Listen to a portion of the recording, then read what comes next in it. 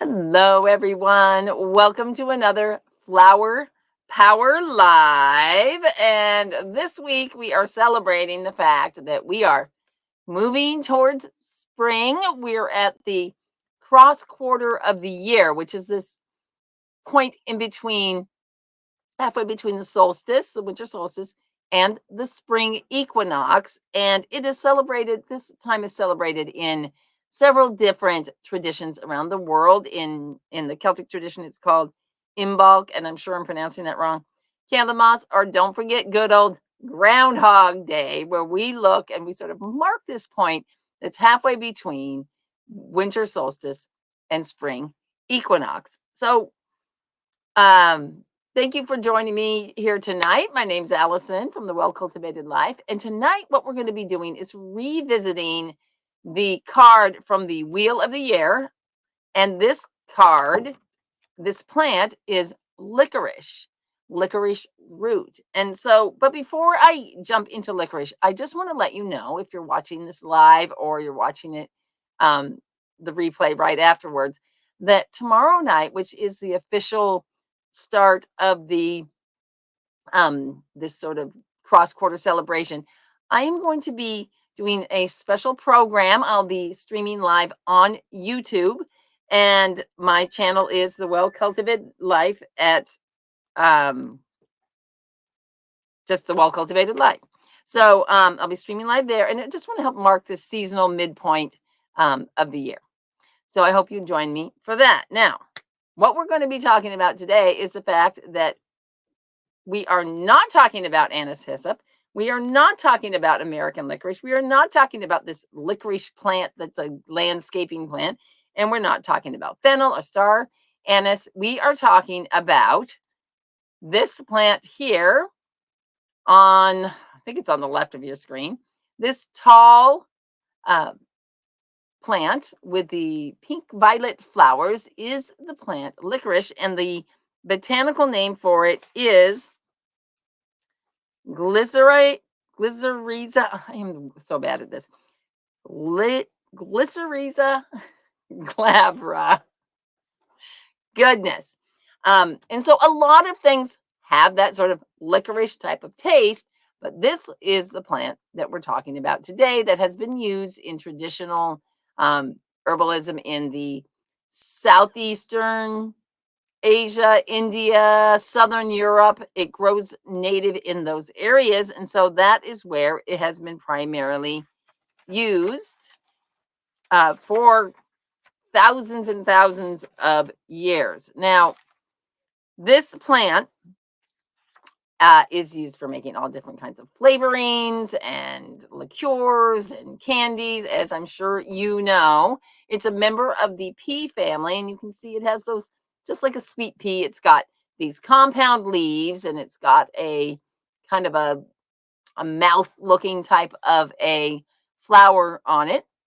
And this plant gets to be about 4 to 5 feet tall. So it grows in zones like 7 through 10, sort of. It likes a drier climate, not really like a jungle type of a climate. And so if you live in a zone like that, you could grow some of this out in your backyard, but you would want to use caution because licorice is the part we use is the root, and that root is here's a picture of the root. That root has, of course, you have to dig it up, and it's one of these plants where when you dig it up, you never get it all out, and so there's always some behind. So make sure that you plant your licorice in a place where you want it to grow for a long, long time. Okay. I don't live in a place where I can grow licorice, so I just go to the store and I get some. And of course, I have some whole licorice roots, like that one I showed you, but I couldn't find them. If you were on my herbal holiday challenge, I had it out for that. And I don't know where I put it after that. So this is just some of the chopped up root, and you would simply use this to make a tea. You generally people don't really drink it straight up. They would put they'd put it in a tea blend.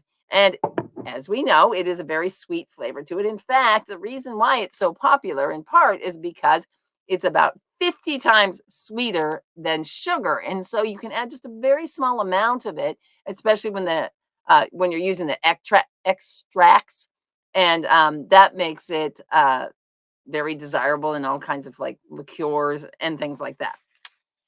Now, do you like black licorice? Because the black licorice actually has this licorice in it. And so that is a question of debate. I don't like black licorice. Do you? Um, but I do like the tea. I do like the tea. And it has a long history of use in Eastern herbalism, like I was saying earlier. And this is partly because, well, it has mucilaginous demulcent type of properties. And what that means is it's a little bit of thick and it coats our mucous membranes whenever they're irritated. So it's good for coughs. It's good for situations where you have a lot of catarrh, which is like that stuck phlegm that won't come up. It's good for urinary tract because that's also a type of a mucous membrane. Now, the other thing it has is it has antiviral and antimicrobial properties. And so, again, cough, bronchitis, any of these kinds of like respiratory infections, it's well known as helping with that. Now, I have used it myself as an antiviral to help with cold sores. And cold sores, of course, are from a virus. And for myself, I don't get a cold sore unless I'm stressed out about something. So sure enough, I found out, and this is something I didn't know before, was that licorice is one of the best things you can use for sort of adrenal fatigue and stress and anxiety and these more endocrine based issues. And according to David Hoffman, who in his book, The Herbal Handbook, it's not a book I use a whole lot. It's more like an kind of a it's based more on conditions and illnesses than it is on the plants themselves. I tend to go for books that talk about the plant and what the plant does as opposed to the illness and what plant you'd use for that. But anyway, he had a good thing in there, and he said that the reason licorice is so effective in treating the adrenals is that its active constituents, the glycosides, are very similar to the steroids that we produce in our own bodies. And so they can kind of like fill in and help with this anti inflammatory response. And when your adrenals are fired up, you are definitely inflamed, right? So the other thing it has some different types of phytoestrogens. And so this makes it useful in menopause, but it is not suggested to take licorice when you are pregnant or nursing. And in fact, licorice has a number of contraindications, which means you don't want to use it if you have these conditions. And the first one is hypertension. And that's because this primary component, this glycyrrhiza, it one of the things it does is inhibits the breakdown of cortisol in your bloodstream. So that's going to increase your blood pressure. It also affects the sodium potassium balance in your body. And so you end up losing potassium. And potassium is a very important mineral um, for keeping your blood pressure low. And the third thing is that it can interfere with different types of pharmaceutical medications. So if you have any of those types of conditions, any blood pressure issues, or you're on a lot of medications, you are not going to want to take licorice. Now, what happens is um, the licorice can be deglycyrrized. And so this is a process, it's like a water alcohol extract. And so it takes a lot of that component out of the licorice, leaving behind more the mucilaginous types of compounds. So if you really wanted to use it, one of the main things it's used for is peptic ulcers. That's been used clinically for that. So if you really want to use it because it's working well for that, then you want to get what's called DGL, deglycerized licorice, and use that form of it instead. That pretty much always comes in a pill, which is something I don't really like. I much prefer a whole plant. I feel like the pills are a very refined type of a version of the herb itself, and it's missing a lot of the components. But if you really need it and you're worried about these other contraindications, then that would be a good option for you. Now, as I was doing some research and I found out that, like one of the articles was, a man dies from eating 2.5 bags of licorice per day. Like, and I'm picturing these huge bags. And so, once again, this is just a plant that you could safely take if you didn't have any contraindications and you didn't do it in excess. You shouldn't be drinking 7 glasses of licorice tea per day, right? So everything in balance is the way you should go. Now, one quote that I came across was this, from a published paper, a scientific paper. It says some studies of licorice have been completed, but there isn't enough evidence to prove that it has any or that it's useful in any medical way. And I thought, wow, this has been used for 5,000 years in traditional cultures, traditional medicines. And, if it wasn't effective, it probably would not be used. But it made me really think about the way that we in the Western medical world, the allopathic and the science world, look at things. We want to break everything apart, take out the little constituents, and then, eliminate everything. I worked as a research scientist for 20 years. So it's part of the reason why I left is I just really didn't want to look at the world like that anymore. And in these other traditions of Ayurvedic or traditional Chinese medicine, they're doing is they're looking at more of a whole person treatment. And what that means is you look at what's going on, what are the symptoms? You look at the sort of properties of the plant and possibly the drug that you might want to give, and then you kind of match them up. But what's missing a lot of the times is this constitution of the person. So that's like, what is the person like when they're not sick?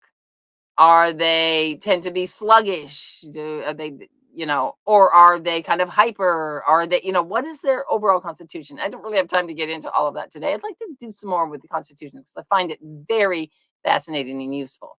So, without looking at that piece, just matching the symptom to the drug or to the herb is not going to be as effective. So, I just wanted to point that out there.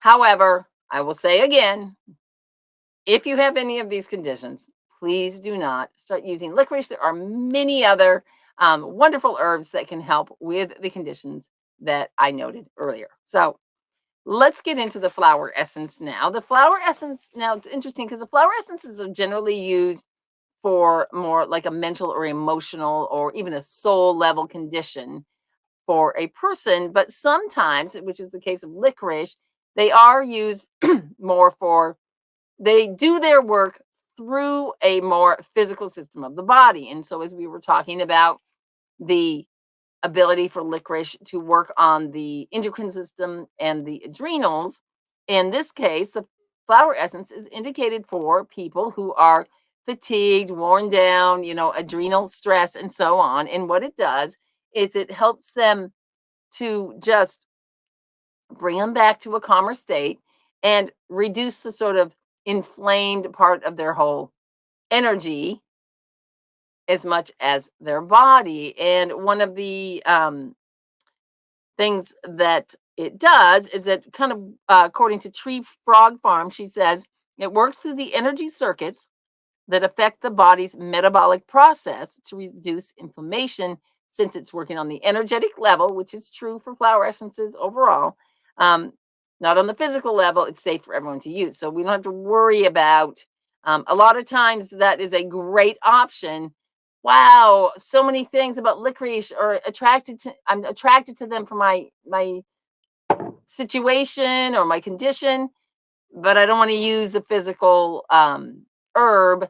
We can go to the flower essence and we can see a lot of benefits from the flower essence instead. Now, Tree Frog Farm or Pegasus Products says that this is a great essence for children to help them understand and cope with sort of the whole process of growing up and how, especially these tween age kids, and how they're kind of pulled between, oh, I still want to be a kid, oh, but I want to be a cool teen, and going through that sort of transition period. So that can be super helpful for kids in that way.